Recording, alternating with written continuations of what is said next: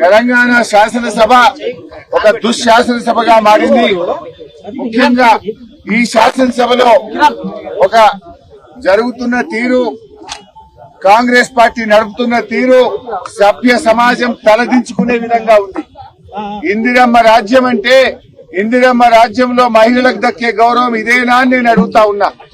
నిన్న మా మహిళా శాసనసభ్యులను పట్టుకొని నోటితో ఉచ్చరించలేని భాషలో ముఖ్యమంత్రి ఉప ముఖ్యమంత్రి నిన్న మాట్లాడతారు. ఈ రోజు నిన్ననేమో మహిళా ఎమ్మెల్యేలను అవమానపరిచారు. ఈ రోజు ఈ రాష్ట్రంలోని ఈ దేశంలోని మహిళా మూర్తులను, తల్లులను, కన్న తల్లులను అవమానపరిచే విధంగా శాసనసభలో సభ్యులు మాట్లాడుతూ ఉన్నారు. దీన్ని ఎవరు ఎంకరేజ్ చేస్తున్నారు? సభా నాయకుడే సభలో ఉండి ఆ రకంగా సభ్యుల చేత మా బీఆర్ఎస్ పార్టీని, మా సభ్యులను తిట్టించే ప్రయత్నం చేయడం అంటే ఇది ఏ రకంగా సమంజసమని అడుగుతా ఉన్నా. ఎప్పుడైనా మేం ప్రభుత్వాన్ని ఘాటుగా విమర్శిస్తే, ప్రభుత్వాన్ని తప్పును ఎత్తి చూపితే కొన్ని సెకండ్లలోనే మా మైక్ కట్ అయిపోతుంది, కొన్ని సెకండ్లలోనే వీడియో మా నుంచి మారిపోతుంది.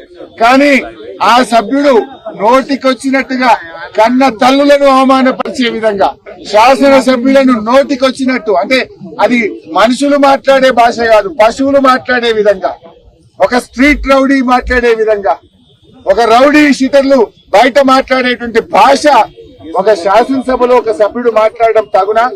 దీన్ని ఎందుకు స్పీకర్ గారు మైక్ కట్ చేయరు? దీన్ని సభా నాయకుడు ఏ రకంగా ఎంకరేజ్ చేస్తారు? నిన్న ముఖ్యమంత్రి గారు అన్నారు, మేము అవసరమైతే శాసనసభ్యులను సభ నుండి ఎక్స్పెల్ చేస్తామన్నారు.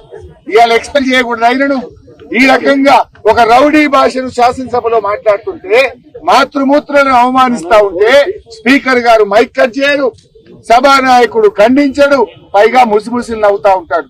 నిజంగా మీకు మాతృమూర్తుల మీద గౌరవం ఉంటే, మహిళల మీద మీకు గౌరవం ఉంటే తక్షణమే ఆ శాసనసభ్యుడిని ఎక్స్పెల్ చేయాలని చెప్పి మేము బీఆర్ఎస్ పార్టీ తరఫున డిమాండ్ చేస్తా ఉన్నాం. ఇదేమి రాజ్యం నాకు అర్థం కాదు. నిన్న మహిళా ఎమ్మెల్యేలను అవమానపరుస్తారు, ఇలా మాతృమూర్తుల్ని అవమానపరుస్తారు. అంటే అసలు ఎవరన్నా మాతృత్వం విలువ తెలియని వాళ్ళు ఈ రకంగా మాట్లాడతారు తప్ప ఇది మంచి పద్ధతి కాదు. మేము కోరేది ఒక్కటే, ఇప్పటికైనా ఆ సభ్యుని మీద కఠినమైన చర్యలు తీసుకోవాలని, అతన్ని ఎక్స్పెల్ చేయాలని చెప్పి మేము ఈరోజు బీఆర్ఎస్ పార్టీ పక్షాన్ని డిమాండ్ చేస్తా ఉన్నాం. అంటే మొత్తంగా మహిళల్ని కించపరిచే విధంగా, మహిళల్ని అవమానపరిచే విధంగా ఈ రోజు మాట్లాడారు. కొంతమంది కాంగ్రెస్ పార్టీ మహిళా ఎమ్మెల్యేలు నిన్నొచ్చి మా సబితక్క మీదనో కోవలక్ష్మి గారి మీద మాట్లాడారు. మరి ఈ రోజు మీ చెవులలో మీకు వినబడతలేవా? ఒక తల్లుల్ని పట్టుకొని, మహిళల్ని పట్టుకొని ఆ రకంగా మాట్లాడుతూ ఉంటే ఆ కాంగ్రెస్ పార్టీ మహిళా మంత్రులు, శాసనసభ్యులు ఎందుకు స్పందించరు అని నేను అడుగుతా ఉన్నా. ఇదా శాసనసభ నడిపించే తీరు? మన పిల్లలకు మనం ఇదేనా నేర్పేది? ఈ భాష చూసి మన పిల్లలు రేపు ఏమనుకుంటారు? తెలంగాణ శాసనసభ యొక్క పరువును, ప్రతిష్టను మంట గడిపారు.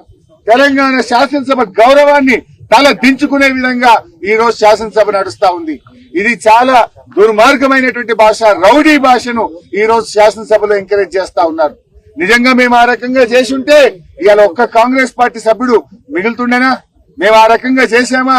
ఆ సంస్కృతి మేము ఎంకరేజ్ చేశామా? గతంలో ఈ శాసనసభ సభ్యుడు తెలంగాణ ఉద్యమం మీద కూడా మాట్లాడి నాలుక గరుచుకొని క్షమాపణ చెప్పిండు. మళ్లీ ఈ రోజు అదే భాష మాట్లాడినాడు. తప్పకుండా భగవంతుడున్నాడు, ప్రజలు ఉన్నారు, అతనికి తగిన శాస్తి జరుగుతుంది. ఆ శాస్తి జరిగేదాకా కూడా వదిలిపెట్టమని చెప్పి అతను డిస్క్వాలిఫై అయ్యేది ఖాయం.